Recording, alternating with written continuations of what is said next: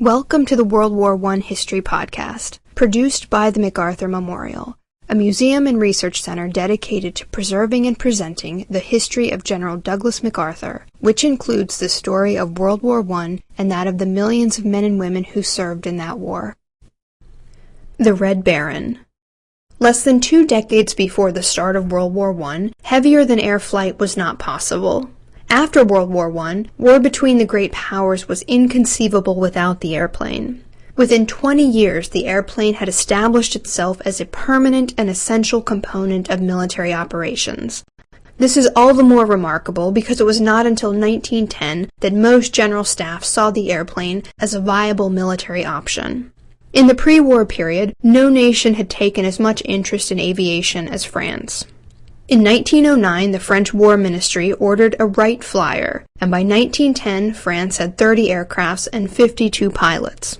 Capitalizing on the enthusiasm of the French public for all things related to aviation, the French government was also able to start a public campaign which raised millions to finance the purchase of more planes. German interest in aviation progressed slower, but by 1912 the German government had also started its own public fundraising campaign to boost Germany's air power. Great Britain only formed an Army Air Battalion in 1911.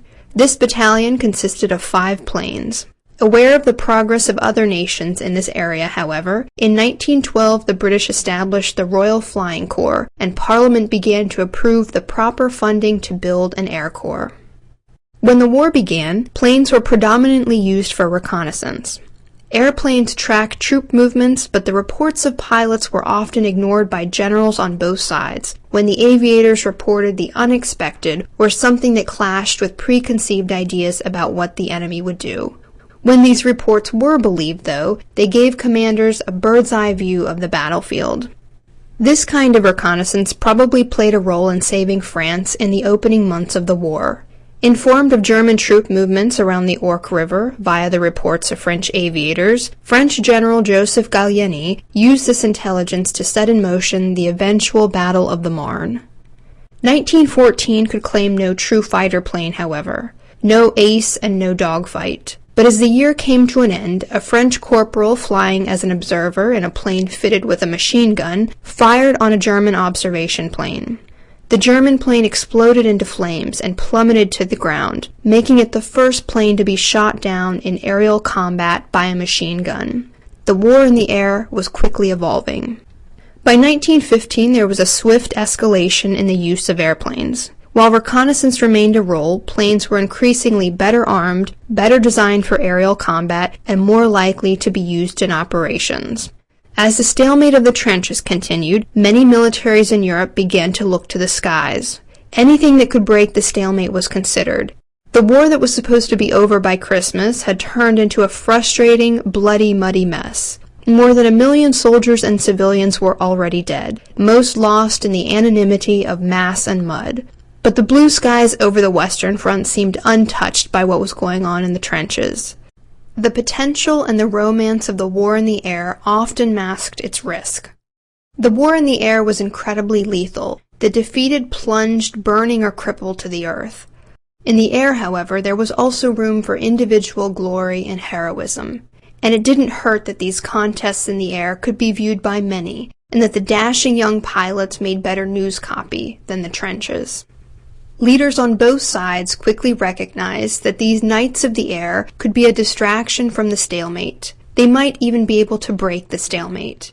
Through their legendary exploits high above the troglodyte world of the trenches, they would bring back gallantry and chivalry to what was increasingly seen as a war of attrition. And on the backs of their victories, greater victory might be won.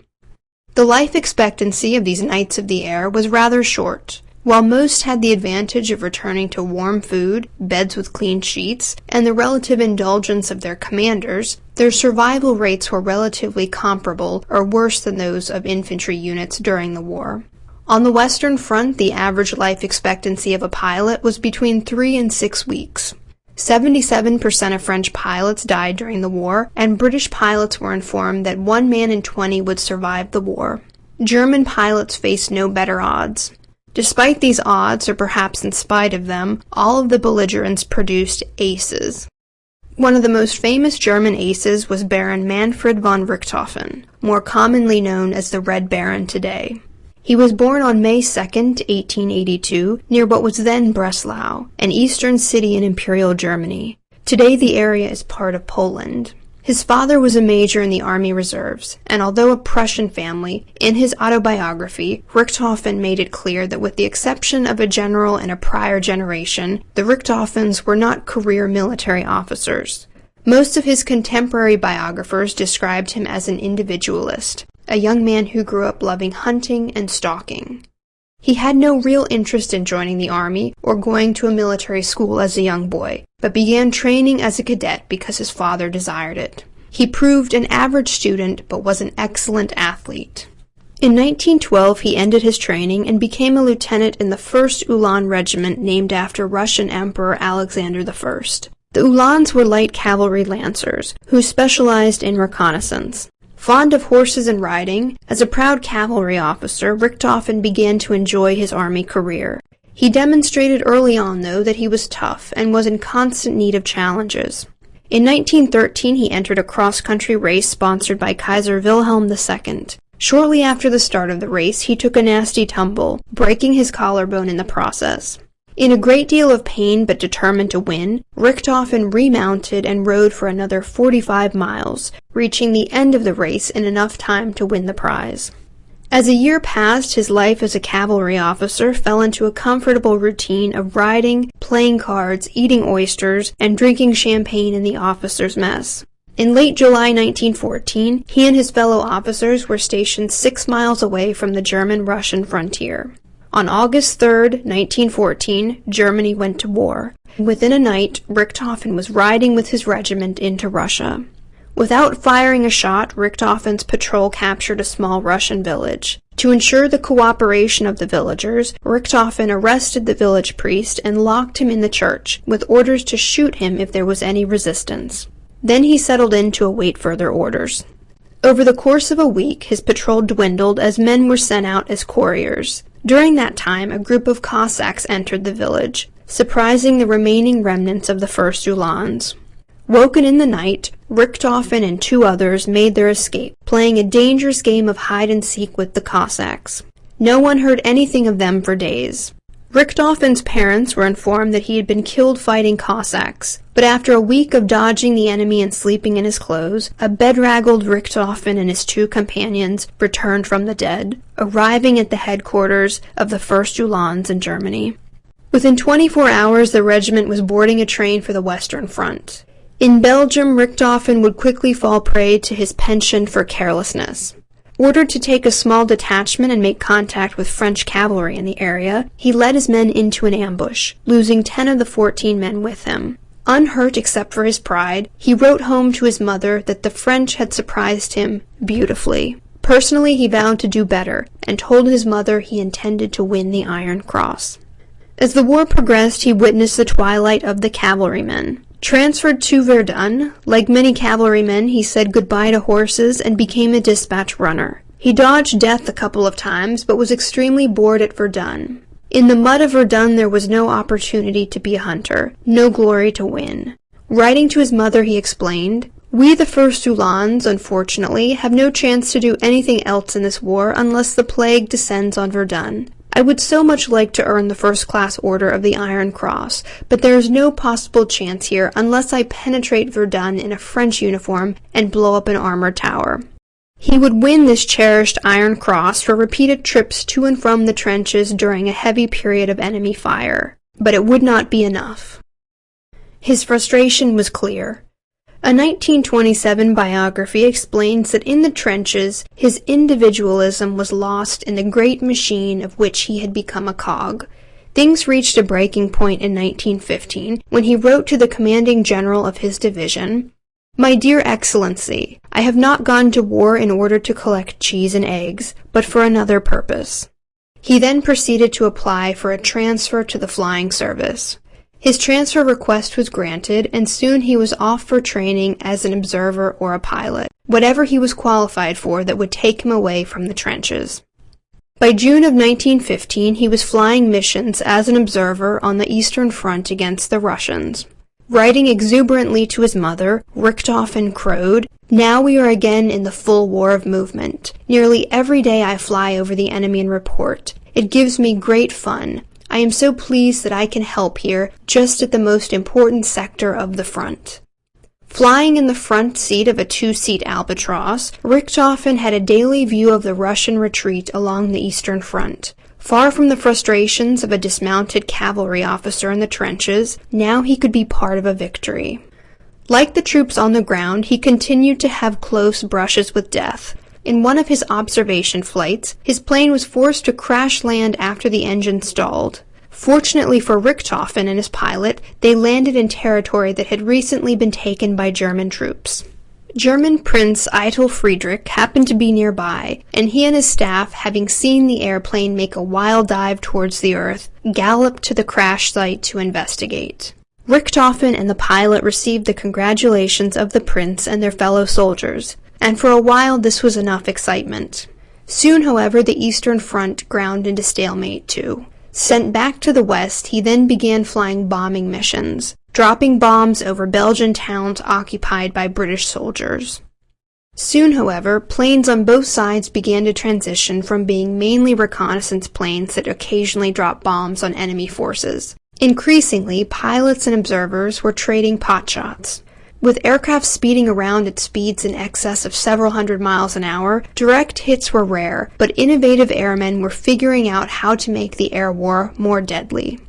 Richthofen shot down his first enemy aircraft in 1915.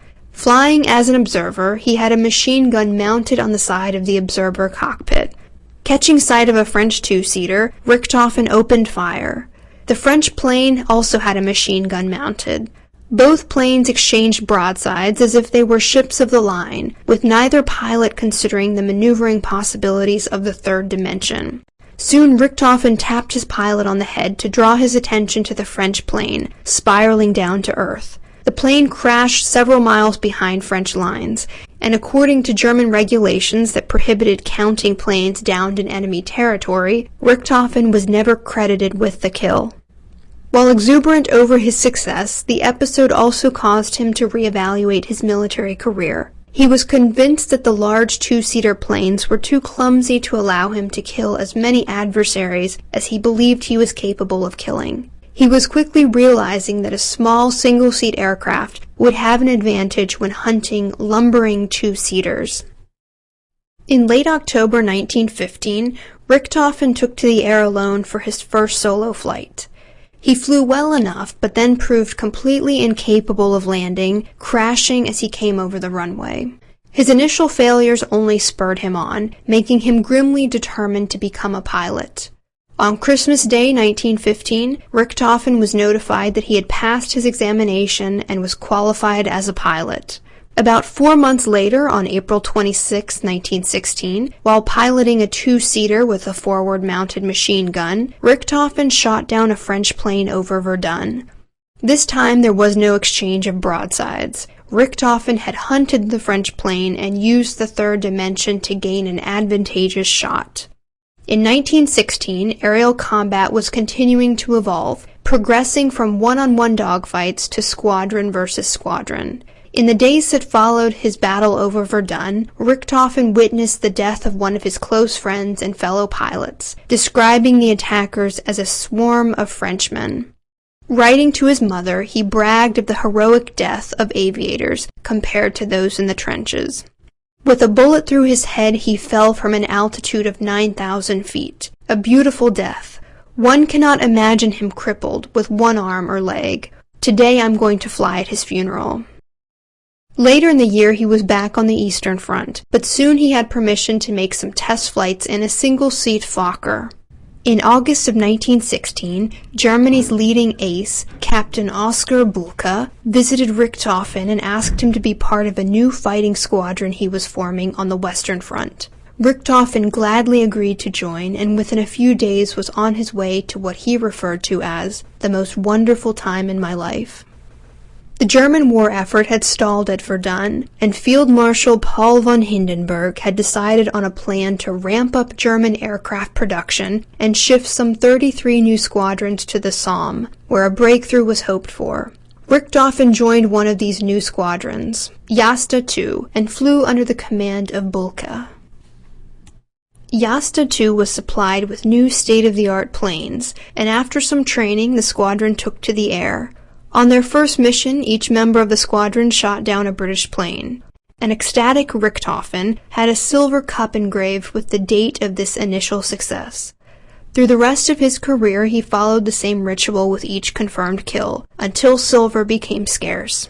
From September to October 1916, Jasta II shot down 40 Allied planes. At the end of the month, however, Bulka's plane tipped a friendly plane while trying to dodge an enemy fighter. The wing sheared off and Bulka was sent plunging to his death.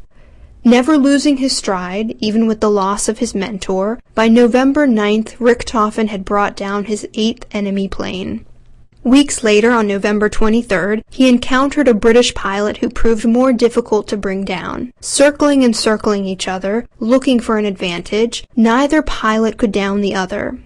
The British pilot, running low on fuel, eventually decided to abandon the duel. Richthofen followed in hot pursuit, bringing the plane down before it could reach British lines. He had just killed Major Lano Hawker, one of Britain's most celebrated acers, the commander of the No. 24 Squadron, and a recipient of the Victoria Cross. By January 1917, Richthofen had become Germany's most distinguished living ace when he shot down his 16th enemy plane. Kaiser Wilhelm II awarded him the coveted Pour le Mérite, and he was given command of Jasta 11. The new squadron had an abysmal record, but Richthofen was determined to turn this around. Many of the aces preferred acrobatic flying, but not Richthofen. He was a deadly tactician with a contempt for showy aerobatics, and preferred to fly in tight formation and kill with one straight pass from high up out of the sun. This is something he had inherited from Bulka, and he passed it on to his pilots. There was still a lot of fun at the officers' mess, but there was also a lot of instruction and after-action discussions. Around this time, as Richthofen was becoming one of the great celebrities of the war, he decided to have his plane painted red. He wanted to be recognized by all. The French termed him the Red Devil, and there was a rumor among a British squadron that the pilot of the new red airplane had to be a woman, because only a woman would fly in such a garishly painted machine. Many of his pilots followed his example, personalizing their aircraft with brilliant colors and patterns. April of 1917, also known as Bloody April, gave Richthofen 21 kills for a personal tally of 52 enemy planes shot down.